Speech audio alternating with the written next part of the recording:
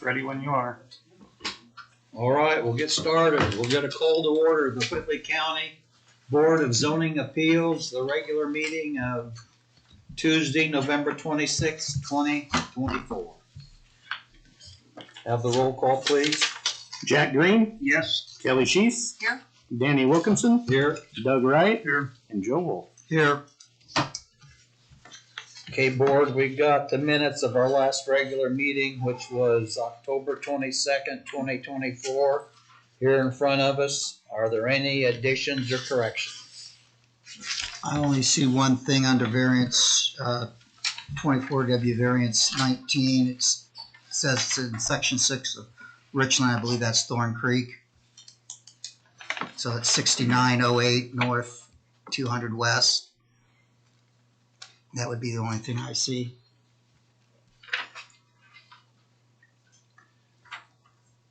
That's what we discussed last month. Right? Yeah. I move the minutes be approved with the correction as noted. Second.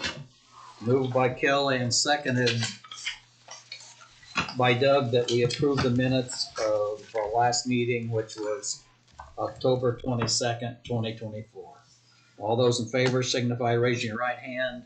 All those opposed, they're approved 5-0 with all attending members voting in favor.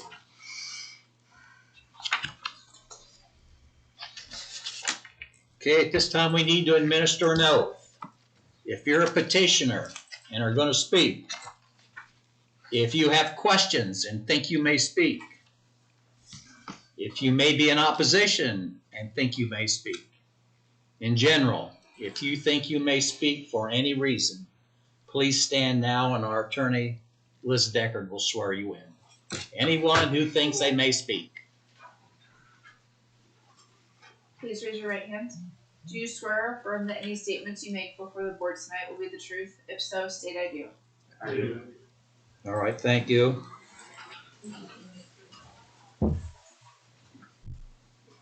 I don't believe we have any old business. Actually, just a quick thing that was reminded to me right before the meeting.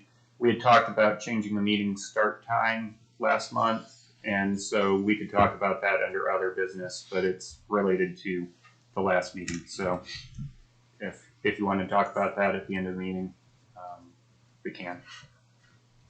Okay. All right, we'll get right into new business. Give you an idea how we run the meeting if you haven't been here before. We'll read your petition. Then the staff will give the staff report. Then we'll ask you to come to the podium, state your name and address, and what it is you'd like to do. If there's anyone with questions or anyone in opposition, you'll have an opportunity to speak after the petitioner. So anyone who wishes to speak will be able to speak. The first petition under new business is petition 24W variance 20, filed by Todd Reid, owner of the subject property, who is requesting a development standards variance for an encroachment into the required front setback on the property located on the west side of Valley Avenue, south of Woodstrail Drive, in section 4 of Thorncreek Township. Staff. Thank you, Mr. Chairman. So going to the staff report summary. As you said, this is located on Valley Avenue, south of Woodstrail Drive. It's actually a corner lot at Valley Avenue and an unnamed, platted but unimproved street. and that's the reason we're seeing this before you tonight. The petitioner is seeking to construct a 40 by 80 foot storage building, which would replace the existing storage building. There is, as I said, a platted unimproved street along the south side of the lot. Based upon past practice and policy and the code, that unimproved street still qualifies as a street, and so a second front yard still applies.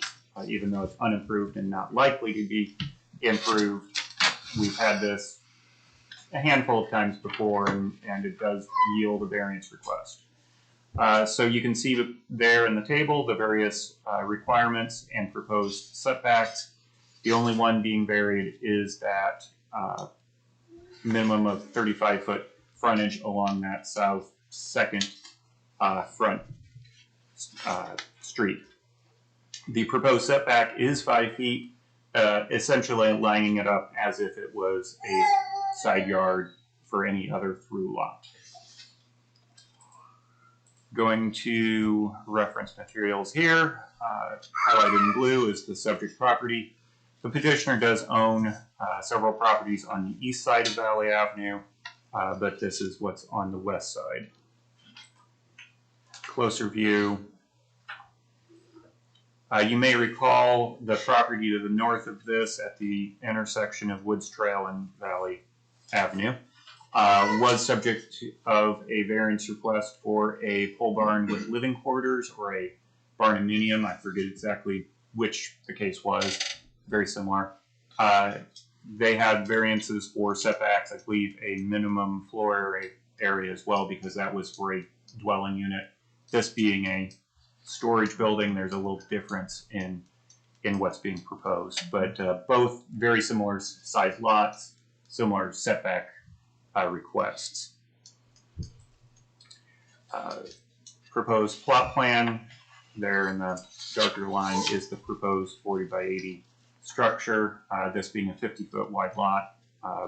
Equally spacing it on the lot, you wind up with the proposed 5 and 5 setbacks, and the plot plan on top of the aerial.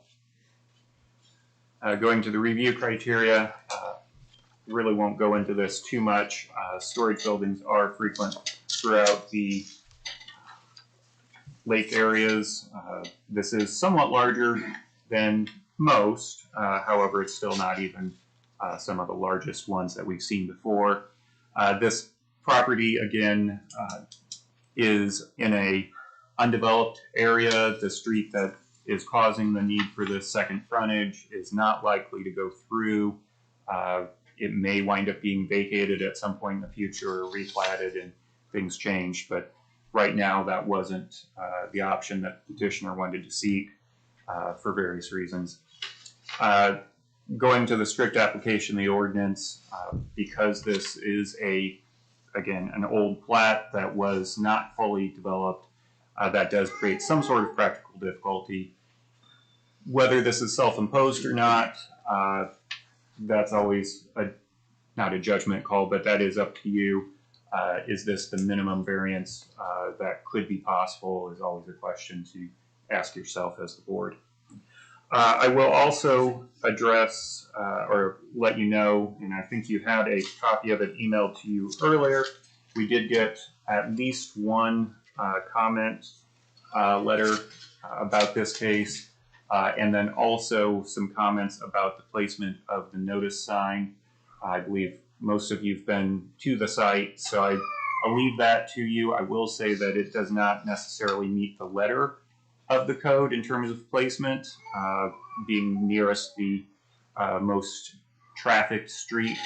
However, especially with lake areas where you have various view lines and the fact that Valley Avenue is a dead-end street anyway, the spirit and intent may be better held with the placement as it was done. So again, it's your call whether you feel like the notice requirement was met or not. If it wasn't, we would need to continue this to allow for re-notification. And if it was, proceed forward. So any questions for me? All right, Todd Reid, or the representative. Hi, Todd Reid, 6920 North Valley. That's what the gentleman Nathan just said. Want to construct a pole barn structure, but it's going to look like the garage that's there. It's going to have shingled roof. It's going to have siding. It's going to look like the other garage. Store my stuff, so it's not going to be steel or of that. So won't take away from the lake enhancement. So it's not just going to be a cold steel building. It'll match the garage that's there that's been redone. Okay, questions, board, of the petitioner?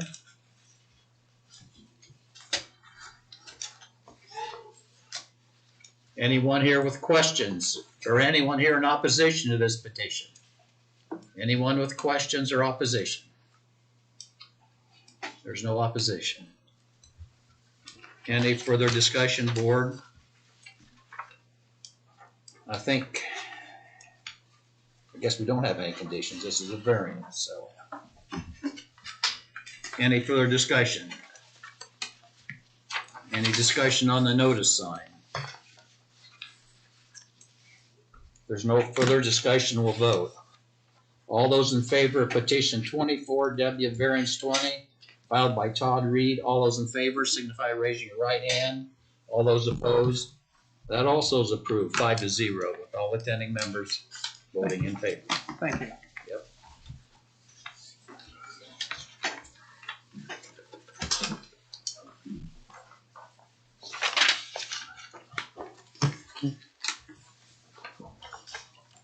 The next petition under new business is petition 24W variance 21, filed by Robert Chapman, who is the owner of the subject property, who is requesting development standards variances of the required side setbacks and minimum lot width and area of a proposed subdivision located at 2795 East Stalf Road in section 12 of Thorncreek Township.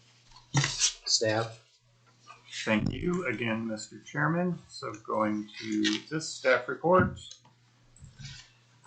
This is on Stalf Road, 2795 East Stalf Road. Is actually the property address. The petitioner lives in the vicinity on the lakefront. What is being proposed is a replatting of existing platted lots to reconfigure those lots and then also add in some unplatted property that the petitioner also owned. This was before the Plan Commission last week. It did receive approval from them with a couple of conditions. The one that's most important is it's subject to the granting of variances here. They also forwarded on a second variance that's not in, or excuse me, a second condition that's not in the written staff report, which I'll present to you when I get to that slide. This is comprised partially of part of lot 3, 4, and 5 of Cedar Point addition, the replat of lot 39 of that addition, which was recorded in 1942. With this, these variances are just simply for the lot dimensions, not including any sort of setbacks. So the existing structures that are on the properties with this platting and the additional right-of-way and the building lines that are all part of the plat, the existing buildings would wind up becoming legal non-conforming with setback encroachments. Being storage buildings, didn't feel like it was necessary to seek variances for those. They basically would stay as is. They can be built, expanded in the direction that is not non-conforming. So in these cases, not towards the street, but away from the street, that's allowable under the wording of the code. But that is a status that would continue forward. In the table there are outlined the various lot sizes and the variances included. Minimum lot area for a new lot that is created after 2006. And again, some of these were created in 1942, but being reconfigured, and then you have additional platted area, or area being platted. be on the safe side, we considered all of these to be post-2006 lots, so the 10,000 square foot minimum applies. So as proposed, lots 1 and 2 would be deficient. And then lot 2 would be, by my measurement, deficient of the minimum lot width. That's a little bit variable depending on exactly where you measure that at. But again, where it appeared to be was 46 feet in width. The other lots meet that. Minimum lot frontage is also met. So there on the right-hand column are your two variances, lots 1 and 2 both for lot area, and then just simply lot 2 for the lot width. Highlighted in blue are the subject properties. A little closer view with the subdivision layers shaded. So all of the shaded area are platted subdivisions of various ages. And then you can see part of that unshaded area is the unplatted property included. For reference, the plat that is included here, that replat of lot 39 from 1942, and you can see the platted size of what was lot 5 and 4 and 3 and the 15-foot drive, which has since been vacated. So all of those would be reconfigured into this proposed plat, lot 1 being more trapezoidal, lot 2 still is kind of a little bit narrow, again the lot width variance, and an hourglass shape I guess would be what you would call it, and then lot 3 being much more rectangular. Petitioner's purpose is to, I believe, sell both lots 1 and 2 to other lake owners in the area. And they can correct me if I'm unclear on that. And then the proposed plat on top of the aerial for reference.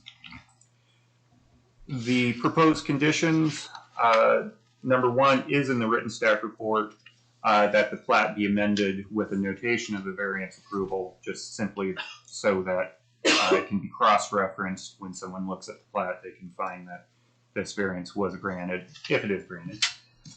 Number 2 is the one that was forwarded from the Plan Commission, and we've done this before, and it was my error for not including it in the variance as well in the written staff report, but again, comes from the Plan Commission. That is to state on the plat that lots 1 and 2, because they have lot area deficiencies, add a restriction stating that dwellings may not be placed on them unless the code is required, unless the code required minimum lot size is met. So they could add additional property, pre-plat, or seek additional variances if they want to construct a dwelling on those 2 lots. The intention is not to put dwellings on them, it's to have the existing storage building and a new storage building. But because we have minimum lot area for a reason, it's primarily for dwellings, this helps to enforce that aspect of the public health and safety portion of the criteria.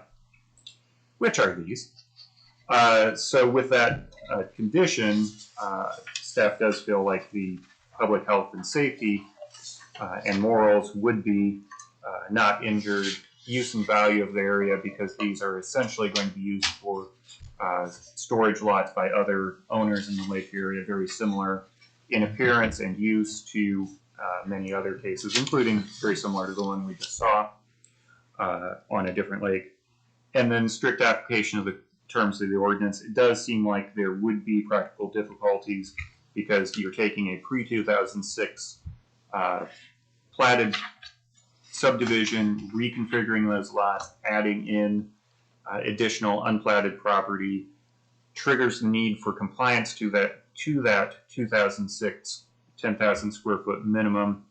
Additionally, you're working with the 1942 very narrow lots that were platted, so you're working against a lot of historic precedent, trying to make it more compliant, but still there are some difficulties in being able to do so. So with that, any questions for me? All right, Robert Chapman or your representative?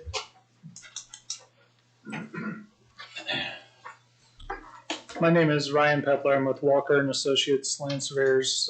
We did the platting, and we're located at 112 West Van Buren Street in Columbia City. I don't have a whole lot to add to what Nathan added. Lots 1 and 2 are being sold to, or would like to be sold to, adjoining properties on the other side of the lakeside. Lot 1 would be mainly used for parking, extra parking. Lot 2 is hoped to be used for a storage building, which could be no larger than 24 feet wide because of the narrowness of that lot. These lots were originally larger in size. You'll notice there's some dedicated right-of-way out front that Mr. Chapman is prepared to dedicate to the county for extra road right-of-way. So those lot sizes went from somewhere around 7,000 or 8,000 square feet down to what is being proposed. They originally were about equal in size, but because of that being taken away.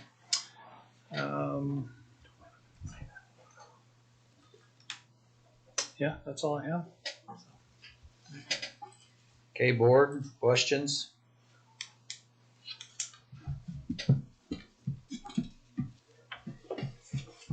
Anyone in the audience with questions?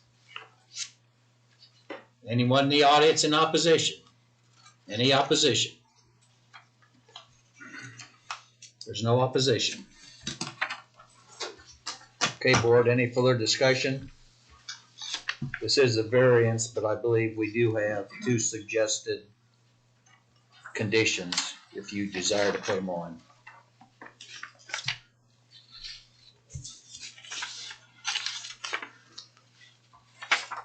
I move that we go ahead and with the suggested conditions on variance 24 or 24W variance 21 and approve it. I'd second that. Moved by Joe, seconded by Jack, that we approve petition 24W variance 21 filed by Robert Chapman with the 2 conditions that were suggested by staff. Any discussion? If not, we'll vote. All those in favor signify raising your right hand. In favor? Yeah. All those opposed? Okay, so that also is approved 5-0 with all attending members voting in favor.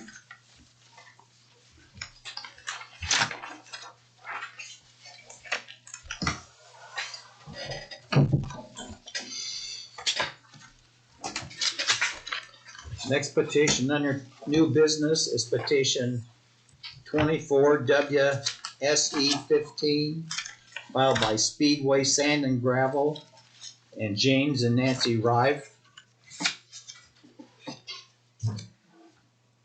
Rives are the leasee of the subject property who is requesting approval to locate a gravel and sand mining and mixing operation on the subject property.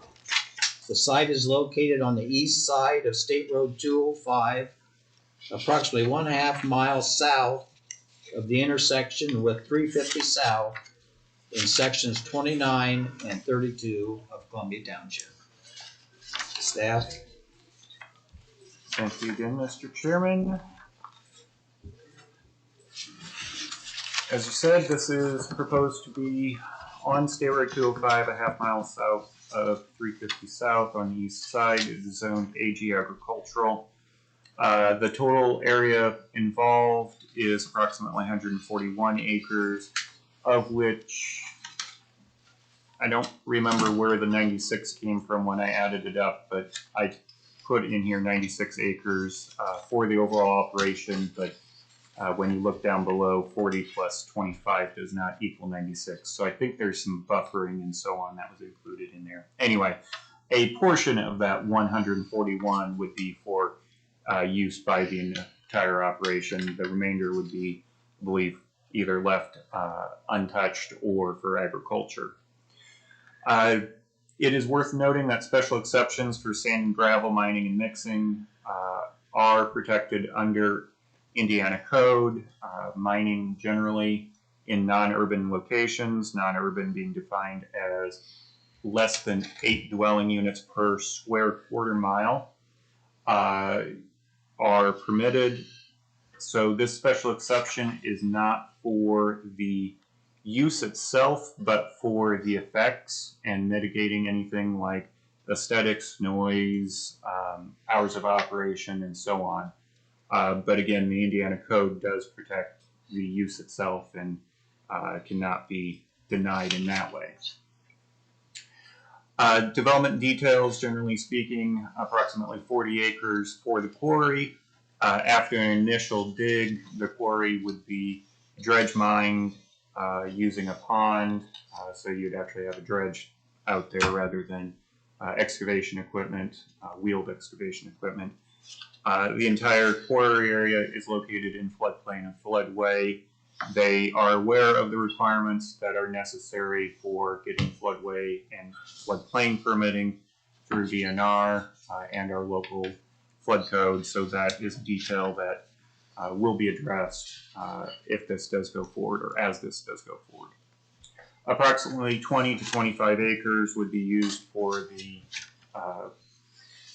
stockpiling, processing, loading, mixing, basically the equipment area to the north of the quarry. The remainder, as I mentioned, for buffers, agriculture, etc.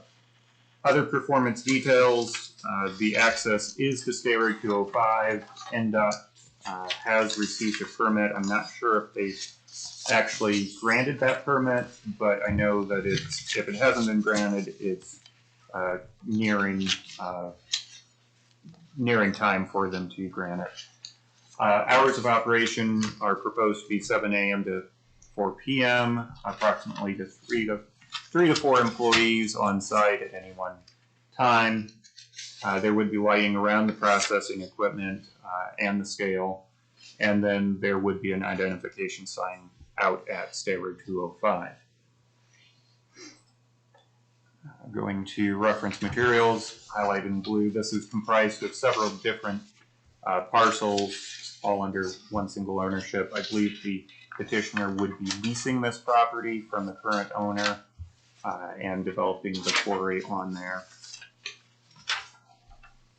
This is the submitted site plan.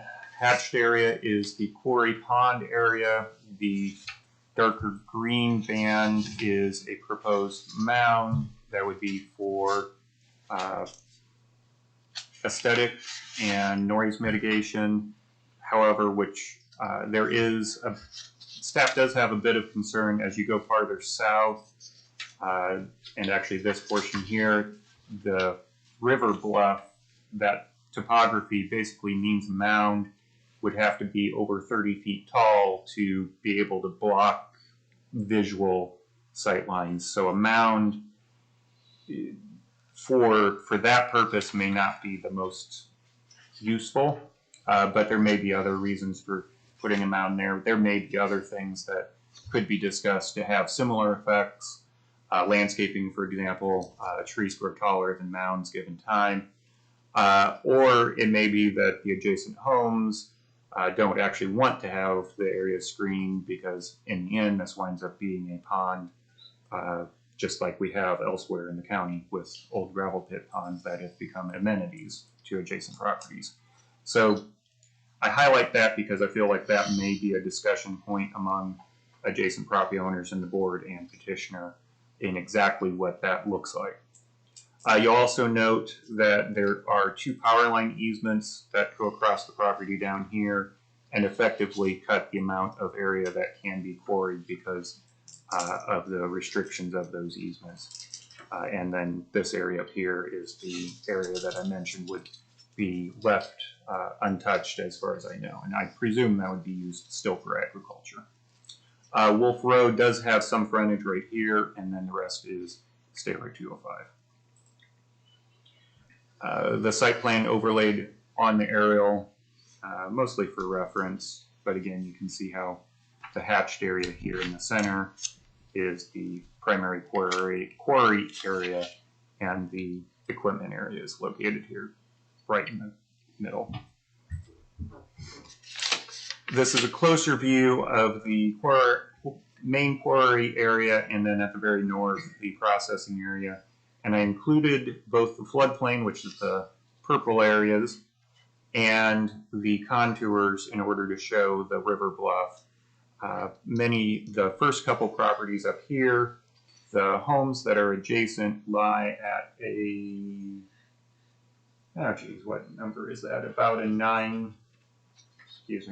820 elevation contour or so, whereas when you drop down to the field level, it's about a 796. So you have over a 20-foot difference in elevation between the level of the homes at this end, at the north end, and where that quarry would be.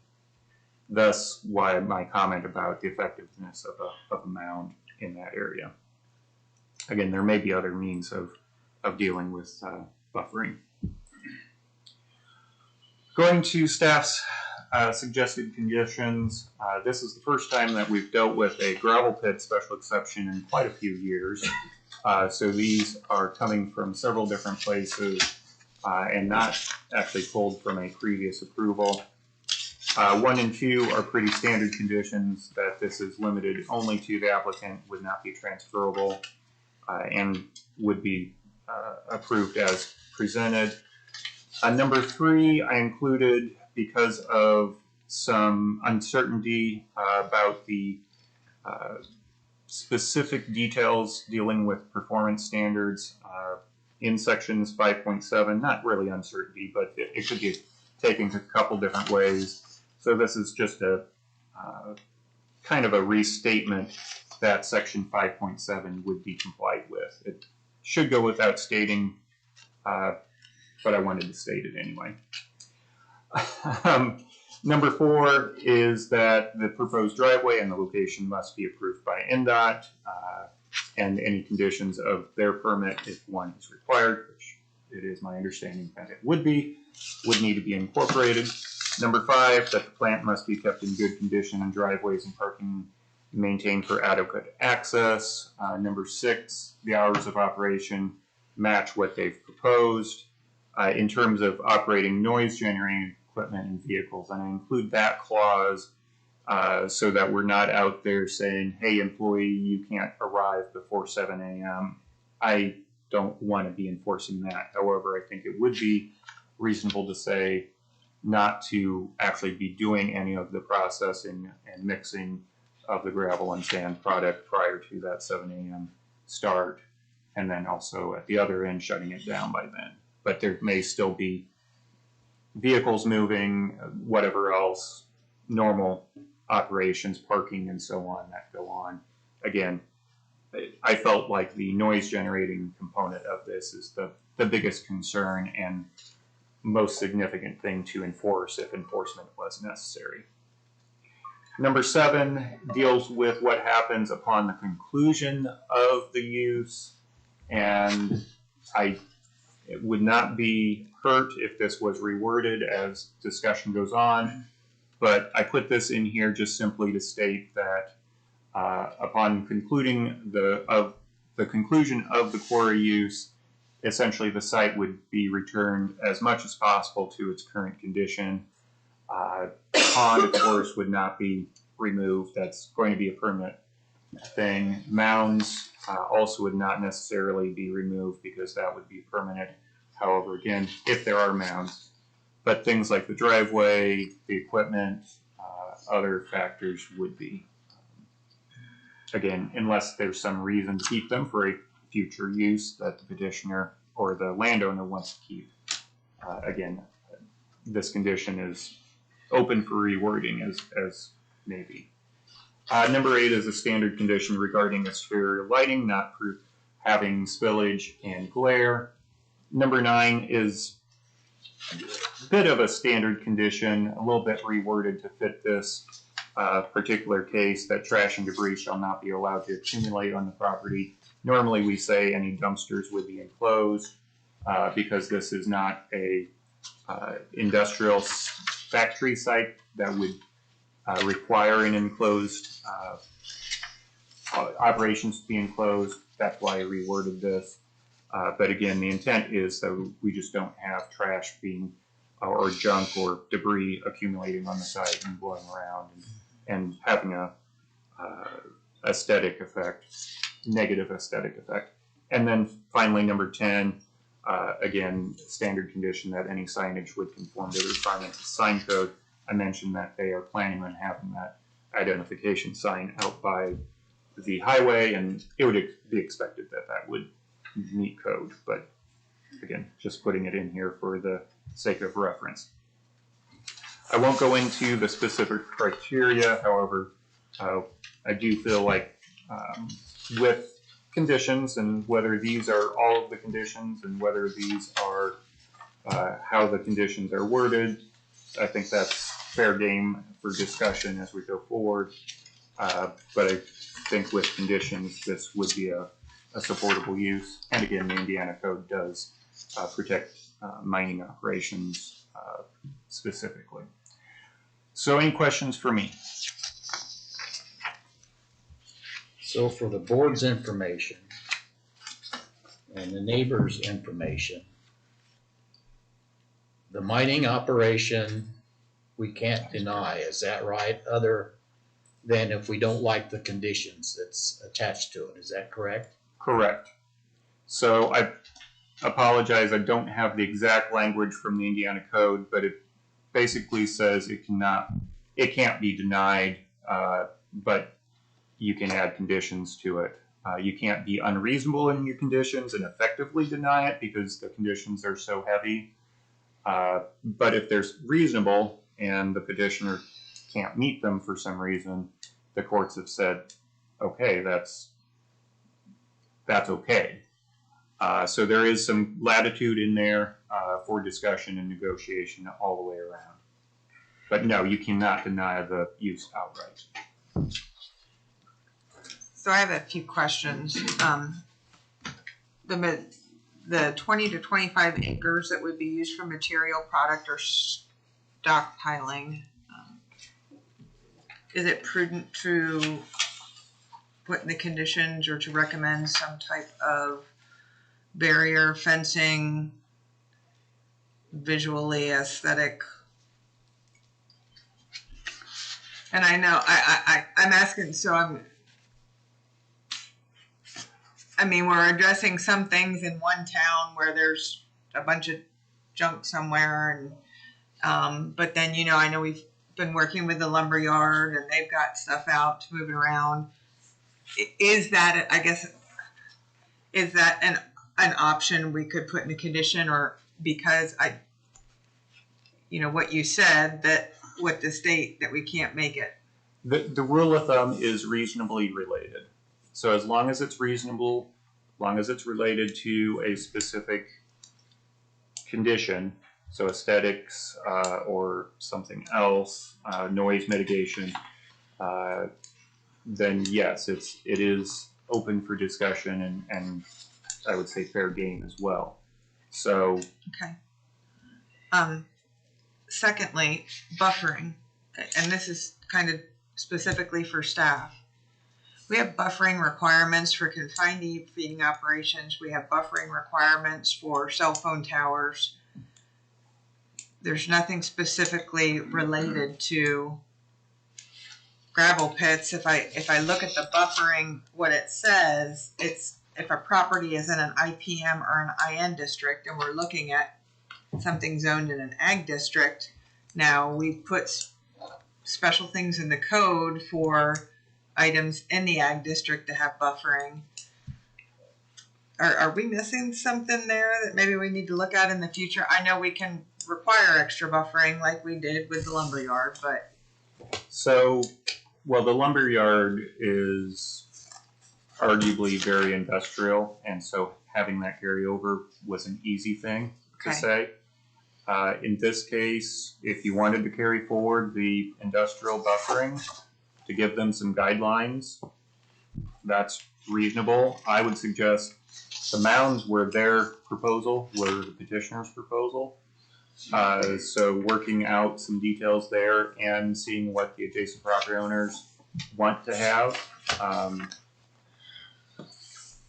I think any of those avenues would be, again, reasonable to explore. Okay, and then third, and my last one, do we take the environmental standards, 5.8 into account? I look specifically at EN02 that talks about because part of this is in a floodplain. You do, but not directly, because any use is supposed to abide by both 5.7 and 5.8. 5.7 is explicitly stated in the criteria for special exceptions. That's why it's mentioned. 5.8 is part of any use. That said, the floodway and floodplain usage will go through DNR for permitting. And again, gravel pits have a special provision for them through the permitting process. Essentially, you're digging a hole in the floodway and not decreasing the amount of flood volume. Right. So the processing is very straightforward and very quick, streamlined. So yes. So do I understand that it's your role to enforce 5.7 and 5.8 through this process? We are the first line, yes. Okay. Yeah, and floodplain is its own animal, but you're right, it is mentioned in 5.8. Thank you. Sorry about that. Any other questions, board? All right, petitioner, Speedway, or your representative? Name and address, please.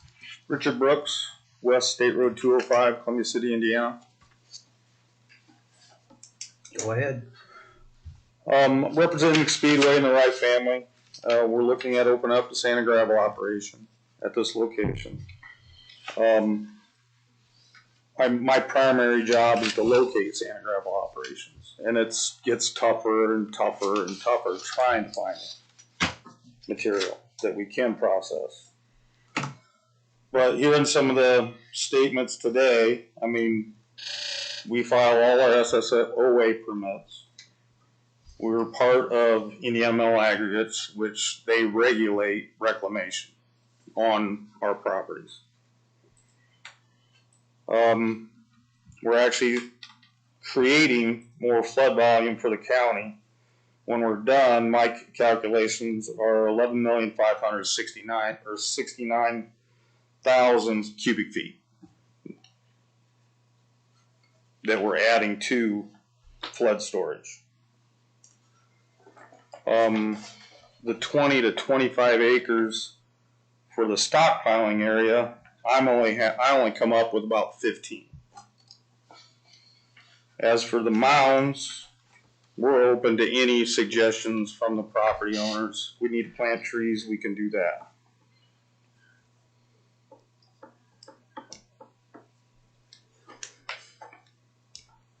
Safety regulations, we're bound to be part of MSHA, which is a federal safety guidelines, which is even more stringent than OSHA.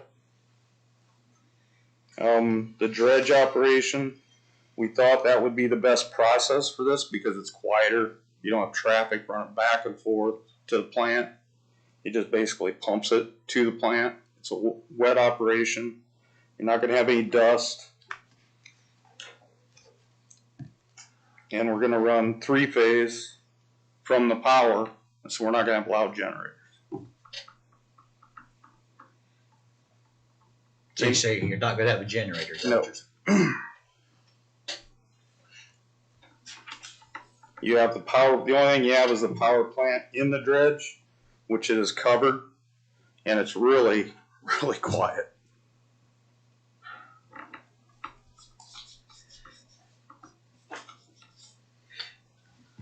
Any questions? Board, questions?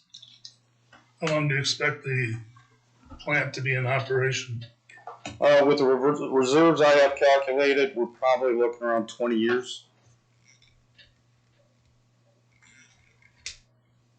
Can you tell us a little bit, and maybe for some of the neighbors that are here, some of your other operations, what you've done for buffering? Has it just been mound? Have you done?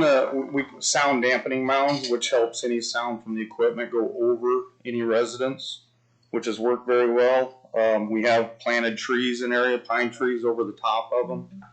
We understood with that fall from the top to the mining area, that was going to be a big mound, but we were willing to do it.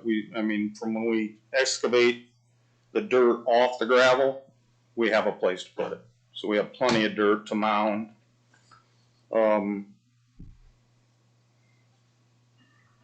That's what we've done in the past. But like a lot of mines, they're down in a hole, so all that sound goes up. With the gravels we're finding now, we're finding in the floodplains, lower level areas, but you can't put the plant down there, which we found out the hard way at another location when we had the flood back in 2005, that our plant flooded. Thanks.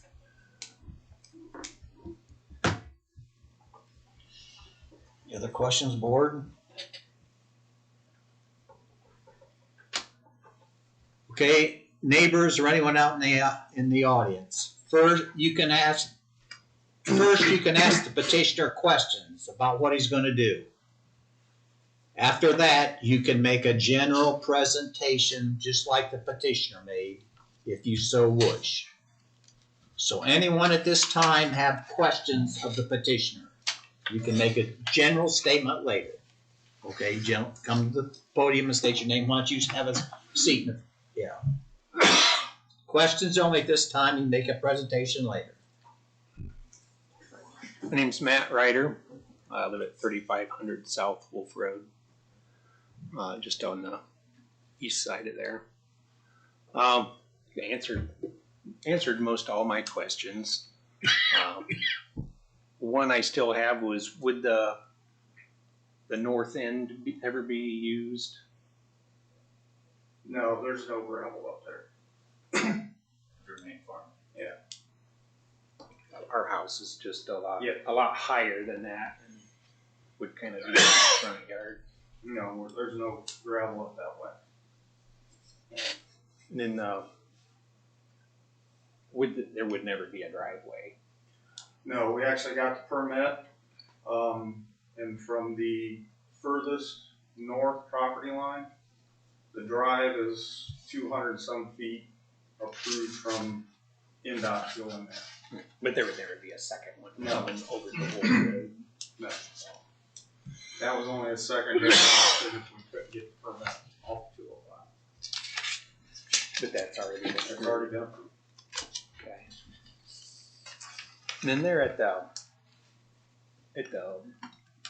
back towards the river on the low side, there wouldn't be any kind of a barrier across there along my property.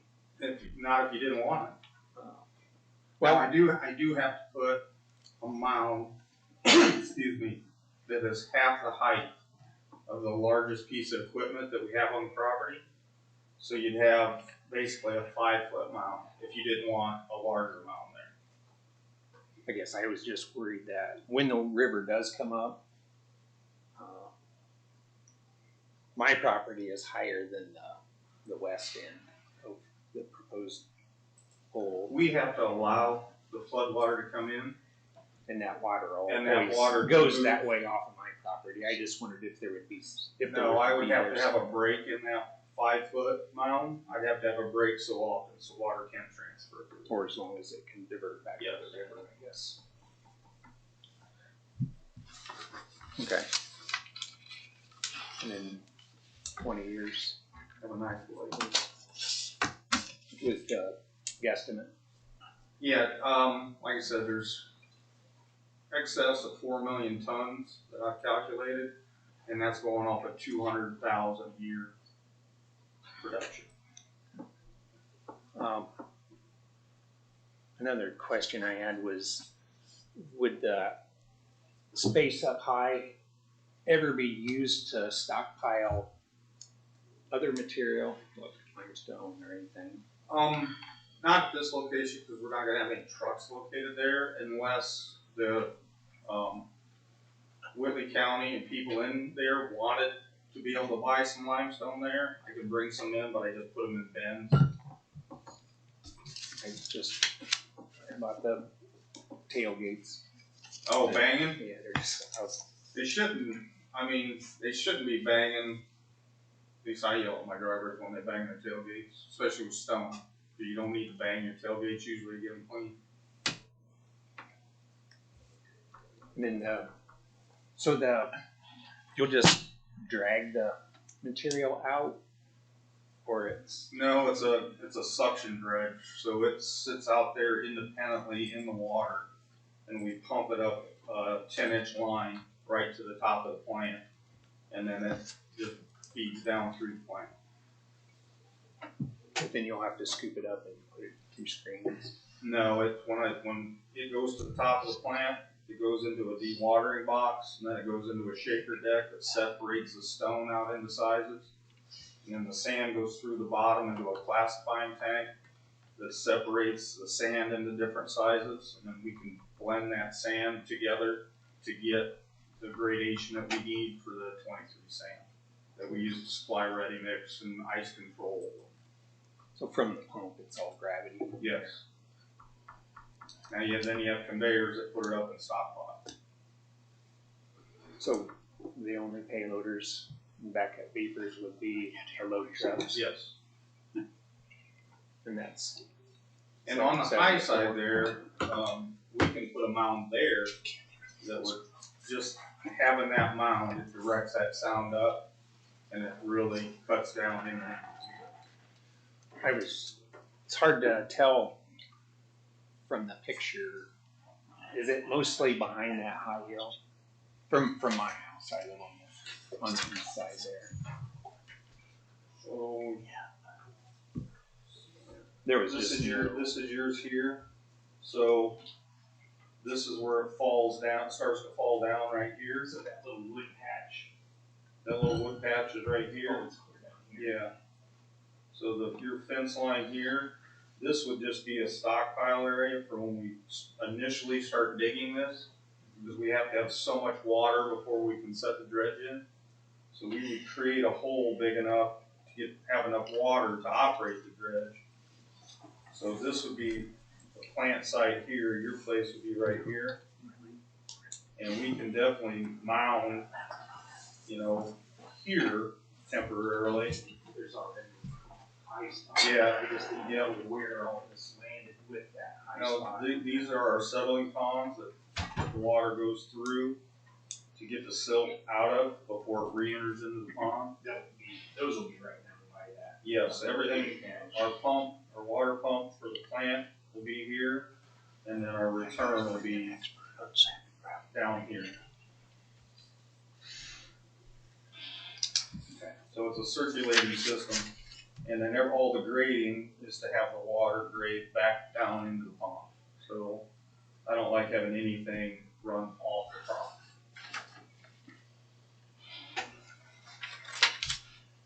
And it'll be lower, water level down. Yes, it's 4 to 5 feet below the surface.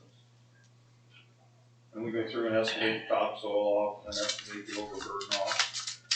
And then just dip the gravel out initially, and then once we get it big enough, about an acre and a half, 2 acres, then we'll set the dredge in there, and then the dredge will just start working back and forth, and it digs down 40 feet. Then shoving the rest of the topsoil off will be just a gradual thing.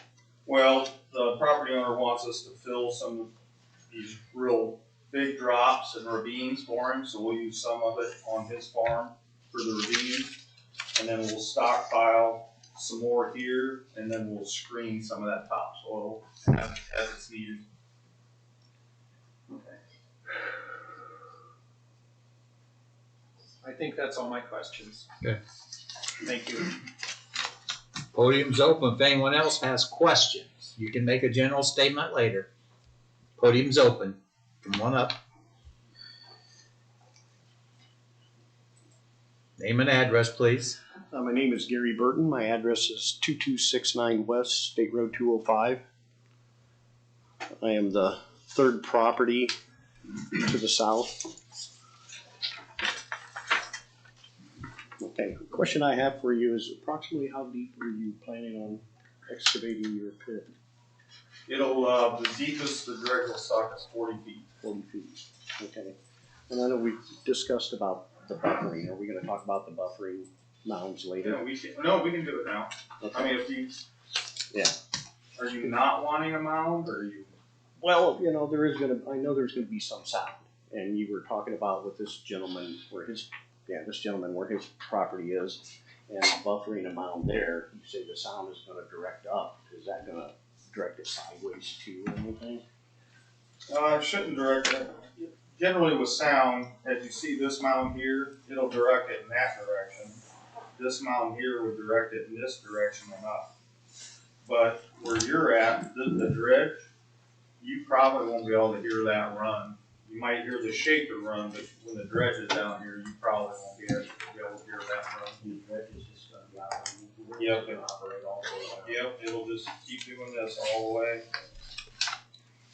back and forth. This is where I'm approximately, I would say, approximately about 40 feet above that. Right. Right there. So that's the question I had about the buffer. Well, we don't have to block your view, but create this mound high enough that it directs sound up and out.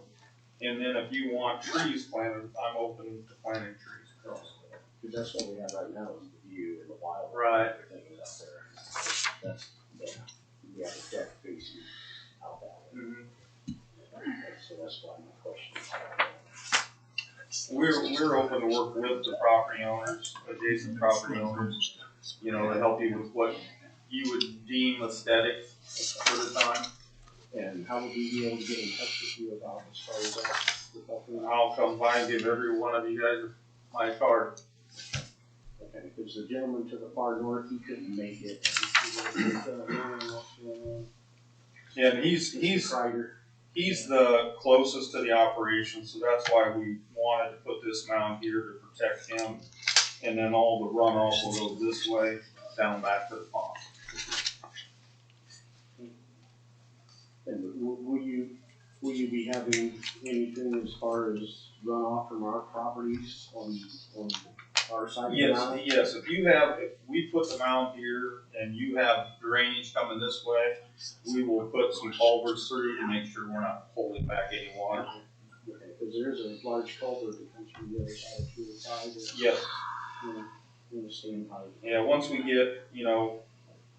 we start going through that way, we will extend the culvert through the mound.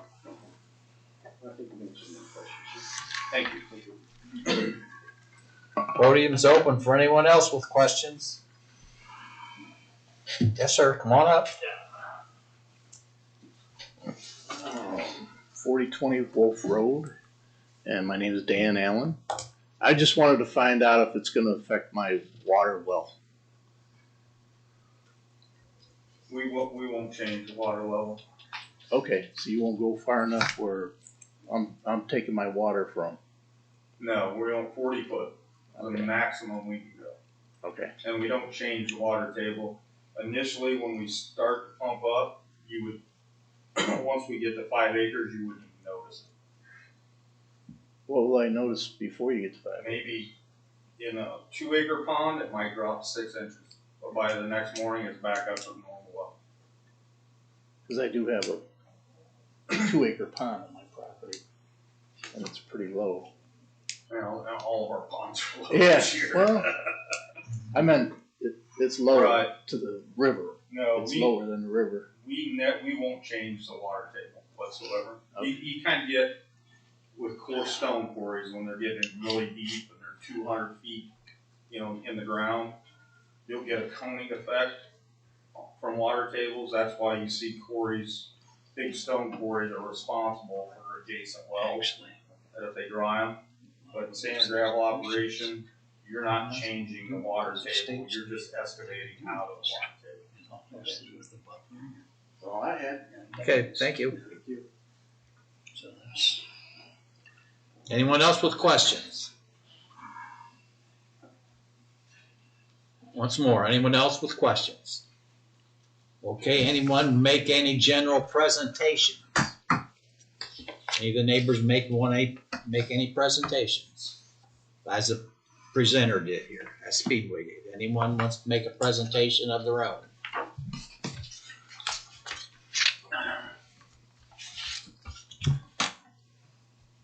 Yeah, come on up.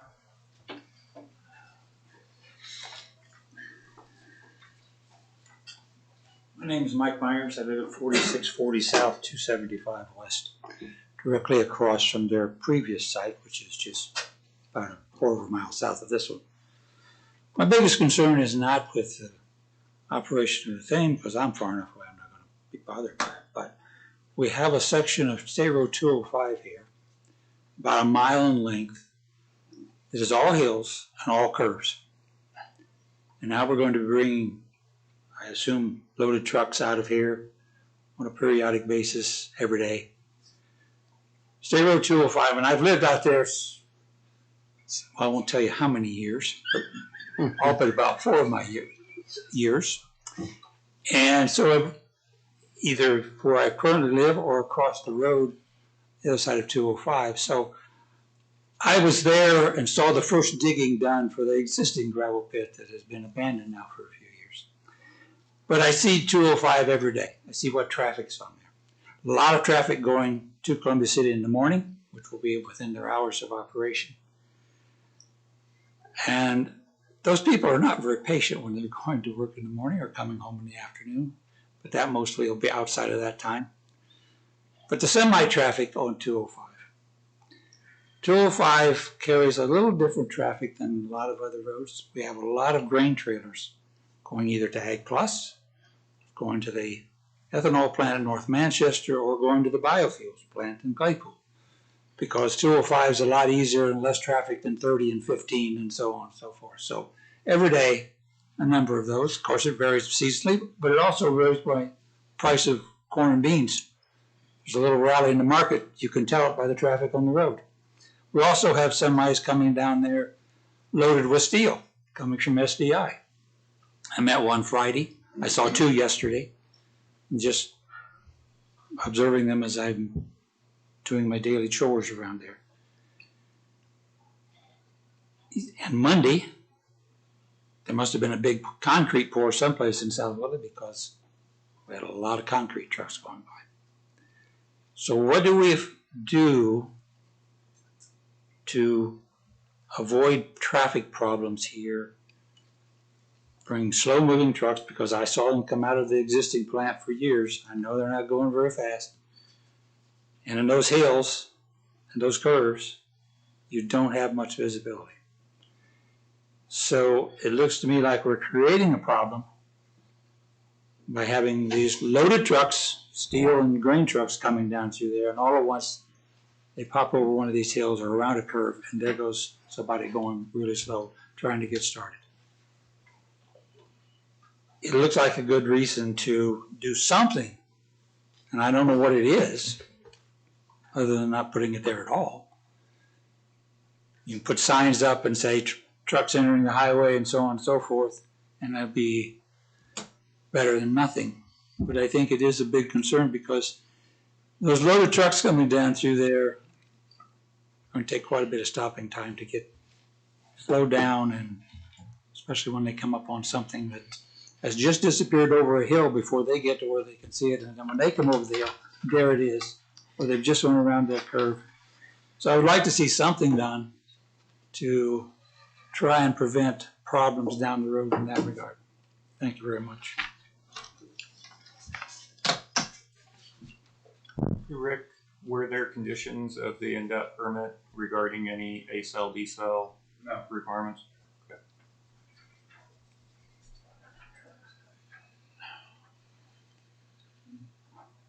Podium's open one last time for anyone who would like to make a presentation or speak.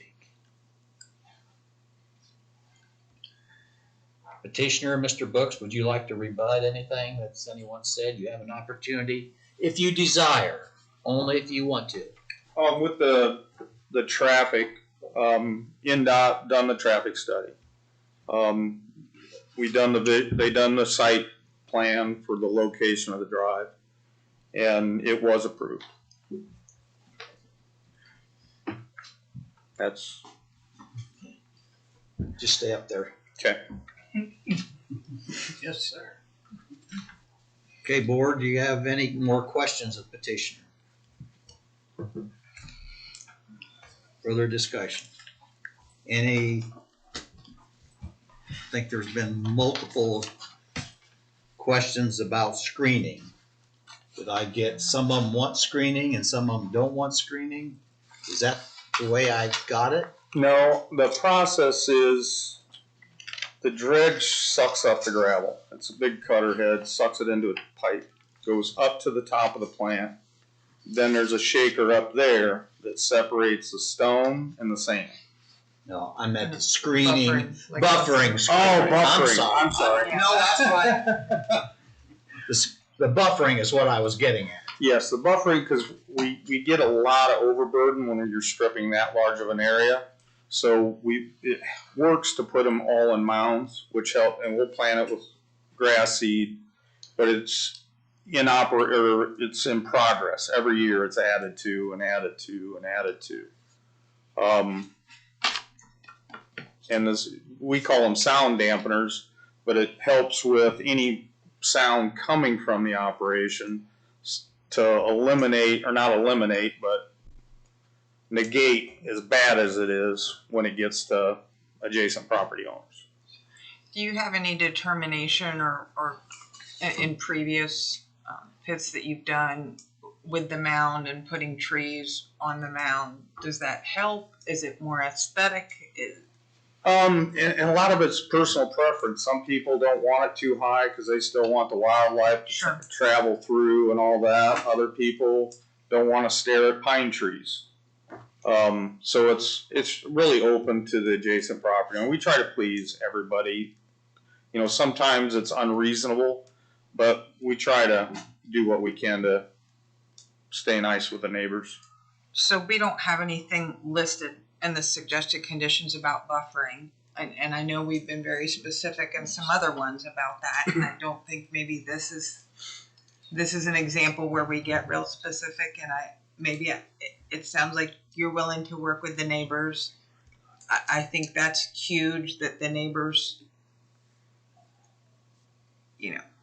talk with you and agree whether I want a big mound or whether I want some trees, and I don't. And I'll make sure they all have direct contact with me, so they're not calling Nathan when they, hopefully they'll come through me first. So I don't know if we could put something in there that, My suggestion, Brent and I, and Liz, you weren't on the conversation, but Brent and I did discuss exactly this, what would happen if we had varying requests from adjacent property owners.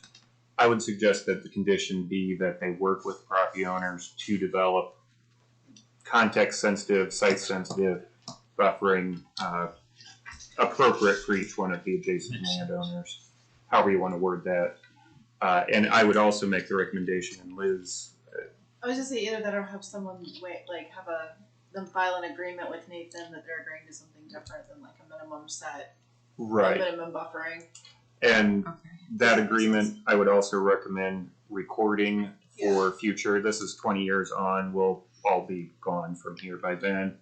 But if it's you're not going to be standing here. From our job. Yeah.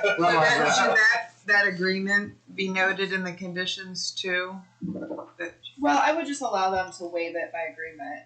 Okay. So if you set these are the minimum buffering standards, unless otherwise agreed between the landowners and And we have done that once or twice before.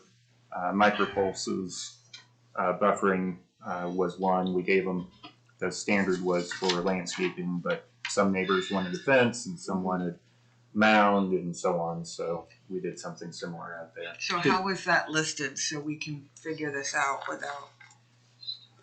I would say figure out what the minimum is that you just want to say, if there is no agreement, this is what you need to be held to. And then the wording of, if there's an alternate, we can, Liz can figure something out. I think we can just say otherwise, unless otherwise agreed to by the parties in writing. There you go.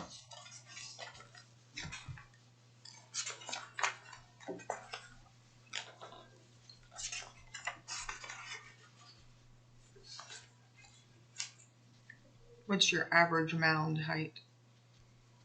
I know Depends you're on, gonna go average, just average.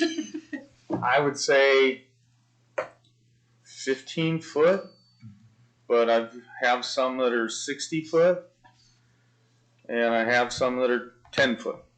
So it really just depends on the area and where you're at.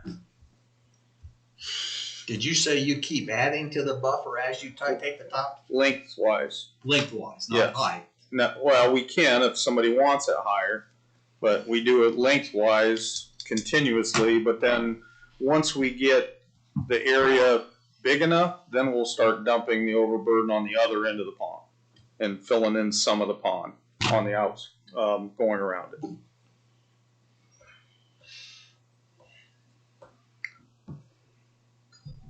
Sorry. If we do a minimum buffering area, just say 15. Does that leave it open to a property owner to say, well, I just want a 10-foot mound and 5-foot trees? Well, if you I'm go not trying to- 15 is not that high, so if you go 15, like along the north property line, that would protect them very well from sight or sound. And then if they wanted some pine trees down there, I mean, that's easy enough to do. Okay, so 15 would be a Minimum.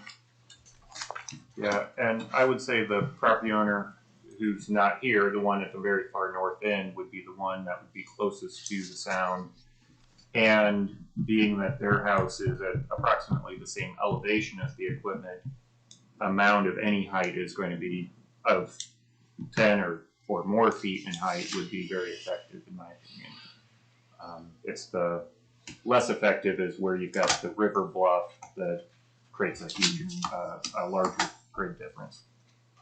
One of our candidates with the bed raised is 18 feet tall. I'm just trying to, not be too burdensome, but encourage the collaboration and make sure. Sounds like they've got a lot to burn, a lot of dirt they could burn, so. And I think we have 205 foot from the drive. So we can, I mean, if he wants it 30 foot, we can be 60 foot wide through there. Don't ask me to say how it's gonna be. I can do that. Doug or Jack, you got any comments? I think we're on the right track. I think all the questions have pretty well been asked and answered. Yeah, because it's, I guess we're ready for a motion. So I will move, we approve 24 WSE 15 special exception by Speedway Sand and Gravel with the suggested conditions as listed, but also adding number 11.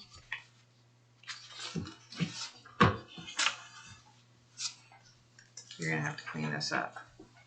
Petitioner will provide a minimum 15-foot buffering mound and work with property owners to determine, you said it's site appropriate? No? Finish your minimum standard for buffering and then add a, unless otherwise agreed. Agreed by the parties. Okay. A minimum 15-foot mound buffer unless otherwise agreed to by parties in writing. Perfect. Are you okay with Look that? at that. Sounds good enough. I go to law school. It just took one night. Just leave that going, not put work with property owners to approve it. It's implied when they. They have to work together to get the writing. Yep. Okay. That implied thing, I'm not never sure. Get you. You did say. Did you get that? Minimum 15-foot buffer mound unless otherwise agreed to by the parties in writing. Anyone else got any additions of conditions? If not, I'll entertain a motion to second that. I do want to make one clarification. The buffer mound would apply to adjacent residential properties. That's the thinking, because we do have some that are just simply fields. I know we focused on the residential, but I just want to make sure that that's clear. So let me revise that condition to say that petitioner will provide a minimum buffer of a 15-foot mound to adjacent residential properties unless otherwise agreed to by the parties in writing. Good. Okay. I'm good with that. I'll second it. A motion by Kelley, second by Doug, that we approve petition 24 WSE 15 filed by Speedway Sand and Gravel, Sheiss, James and Nancy Wright, with the 10 conditions that staff suggested, plus the 11th added condition about 15-foot buffering. Any further questions or discussions? All those in favor signify by raising your right hand. All those opposed? That also is approved 5-0 with all attending members Thank you very much. voting in favor.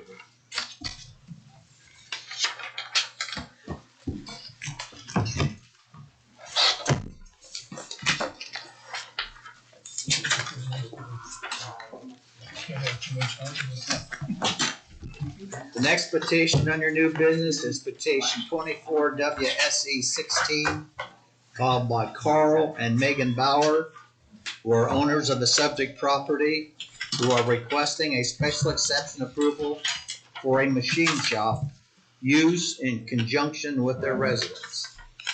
The property is located at 1225 South, 600 East in Section 14 of Union Township. The subject property is currently improved with a house and an outbuilding. Staff? Thank you, Mr. Chairman. So going to the staff report. This is located at 1225 South 600 East in Union Township, zoned AG agricultural. Total acreage is 11.8 acres. The special exception is for machine shop use. The petitioner does live on site, thus the statement that it's in conjunction with the residence. Because of the size of the proposed use, it does not meet the qualifications for being a home occupation. However, there is a lot of overlap between the two standards. That said, we didn't apply any of the home occupation standards to this. We only looked at it as if it was a machine shop. But again, there is some overlap between them. What is being proposed is actually a CNC shop. Would be located in a new outbuilding. All the work would be done completely inside. I'm assuming that the CNC machining equipment is temperamental if you put it outside, so it all has to be inside, unlike some machine shops where you could be doing things outside. The hours of operation are somewhat indeterminate because of the way the machining works. The petitioner has explained it to us. These could be or would be automated machines that, depending on the size of the parts run being produced, they could run for hours or even days without any sort of employee intervention or very minimal employee presence.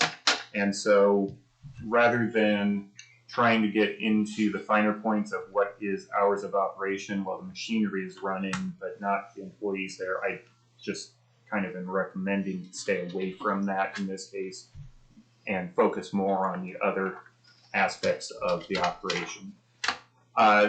There are no employees at this time other than the petitioner himself, but he is requesting that up to 2 additional employees be allowed under this special exception for future expansion. Anything beyond that would either need to be relocated or come back to you guys again for re-review.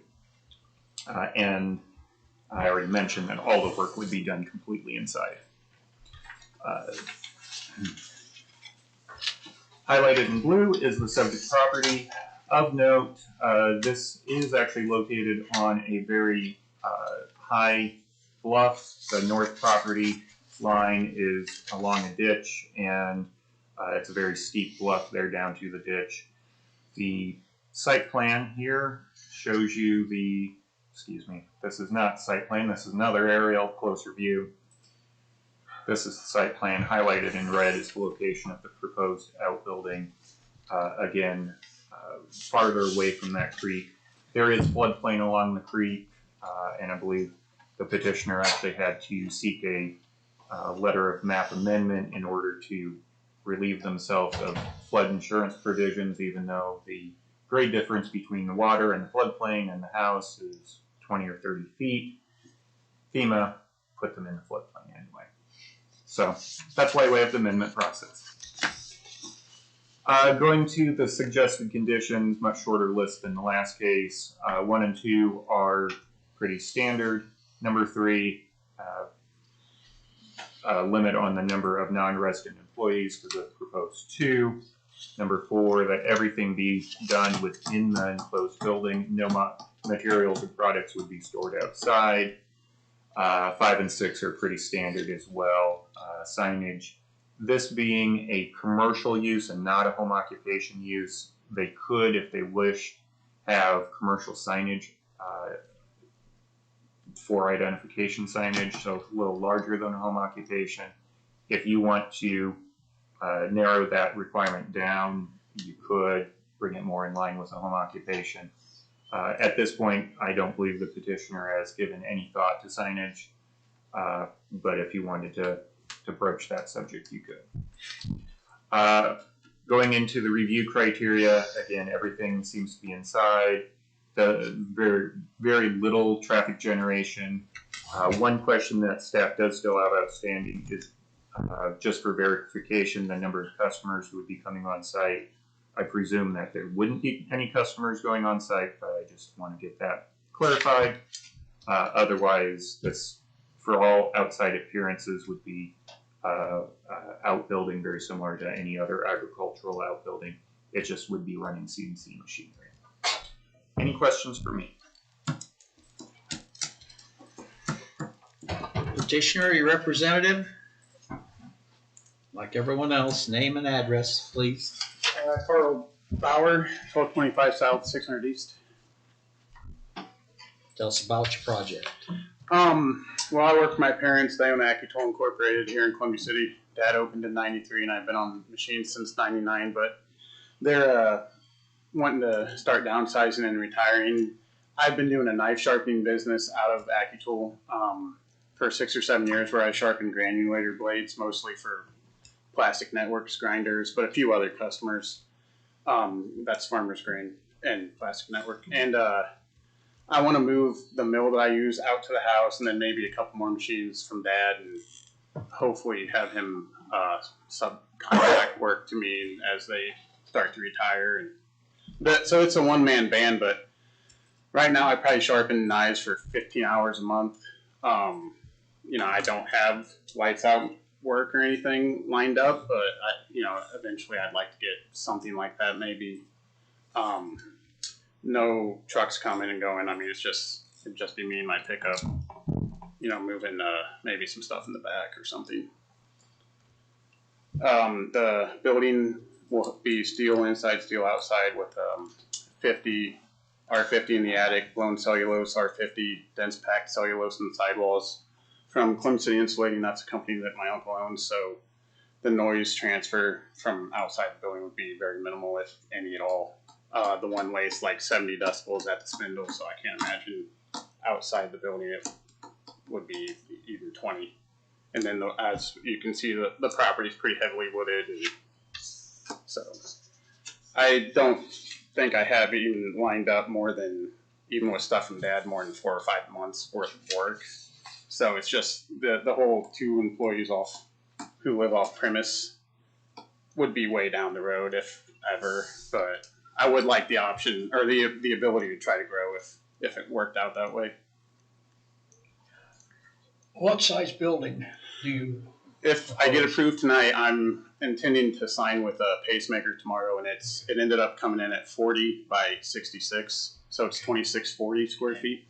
And are you looking for lathe mill, milling equipment down the road then? I have a CNC mill, Okay. and it'd be my intention to buy a couple CNC lathes off that. What diameters are you looking at? I mean, what possibly would be your max? You're not going to be doing 20-inch diameter It's not. stuff. It's a Haas ST20, so it has a 2-inch through spindle. Okay. Yeah, nothing. I mean, nothing massive. And your material being brought in? Yeah, I just would by semi or no.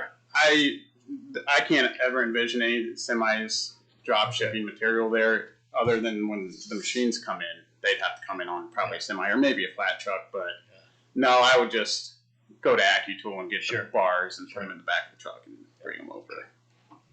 And that, maybe even every other month might get 12 or 20 bars. I don't, You're running water-based coolant or oil-based, you think? Water. Water. Well, the lace run water. Yeah. If I ever did get to a Swiss, which we have 3 Swiss lace. Okay. Those are the oil base. Yeah. But I'd have a containment tank and stuff. If you're getting into like how I'd have to, clean coolant from time to time or oil. I sell my scrap. I don't generate a lot of scrap, but I usually take the Columbus City Iron and Metal. So no need for a dumpster that I could foresee or anything like that. Makes sense. Any other questions, board? Anyone here with questions? Anyone here in opposition would like to speak in opposition? There's no opposition. Okay, board. This is a special exception with suggested conditions. I think one of my thoughts is what Jack brought up, the size of the building. Whether we want that in the condition. Then because if we don't have a size, then he can keep expanding. I'm just asking the board what you want to do. I think we're pretty well covered with the suggested conditions. Yeah, he's got ample property, so Okay. I don't. That's my personal opinion, that's just what I think. And just to reiterate, part of his proposal was an email telling me what the size of his building was. So that will be part of as presented. So the building itself would be. So you said, so the building will be in there. Yep, the building size will be in. And that'll Because be it's part of the. as presented per the site plan. Part of the information given to me was the size of the building. It actually doesn't say per site plan, it just says as presented. Okay. Number 2. You may want to add number and 2. per site plan. I mean, I have no problem coming back and reading it again. Like, are you saying if I ever wanted to add on or something? Yeah, I'll think. So we just have I don't think it would hurt that far. As per site plan. So you have the 40 by 66. Yes, Brent, is that right? I've got. And that's what he stated. Yep. Information he provided to me was that the building is 2,640 square feet. So, yes, but if you put it down there as presented and per site plan, that should cover. That's what what you want to do. I originally quoted a building that was 3,500 square feet, but it costs too much money. I mean, we'd love to be able to put, park a vehicle or something, or she drives the school bus, but I don't, for now, nothing's going to be that big. Well, one other thing, I see you have a Purdue shirt on. My condolences to the football team. I was room try you, so Saturday said that. Yeah. I move we approve 24 WSE 16 special exception for Carl and Megan Bauer with the suggested conditions as listed, but please revise number 2 to say the special exception is granted as presented per the site plan. I'd second that. Moved by Kelley, seconded by Jack, that we approve petition 24 WSE 16 filed by Carl and Megan Bauer. Any further discussion from anyone? All those in favor signify by raising your right hand. All those opposed, it's also approved 5-0 with all 10 members voting in favor. All right, thank you. I will get you an approval letter, and if you want to do building permit and all that stuff. No, I think Carl, we're coming to do it. Carl Graver. Yeah. So, no, I will. if I sign for tomorrow. I'll email you an approval and just let them know to come see that. You're good.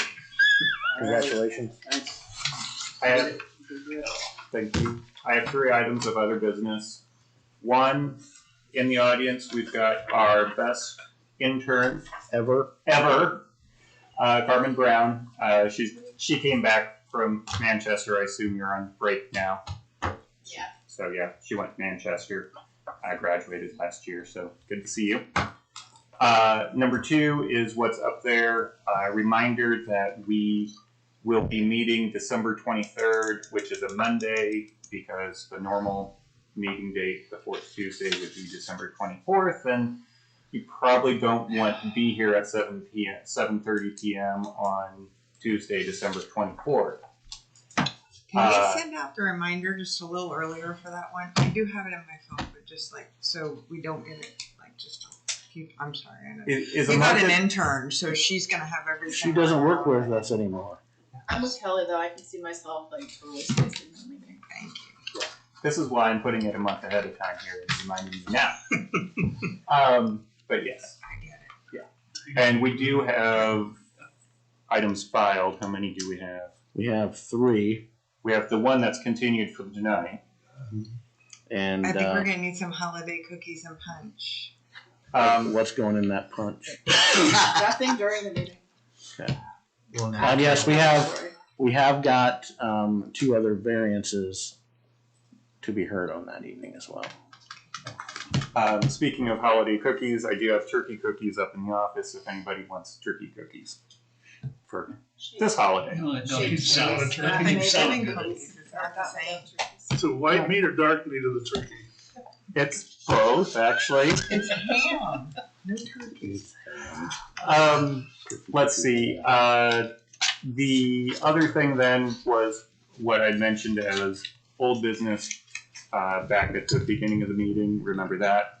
Last meeting we talked about why we meet at 7:30, and Danny, I'm not sure you even really know, other than that's just been the time we've met forever and ever. I'd say there've been a lot of farmers and stuff on the board, and during busy season, an extra half hour.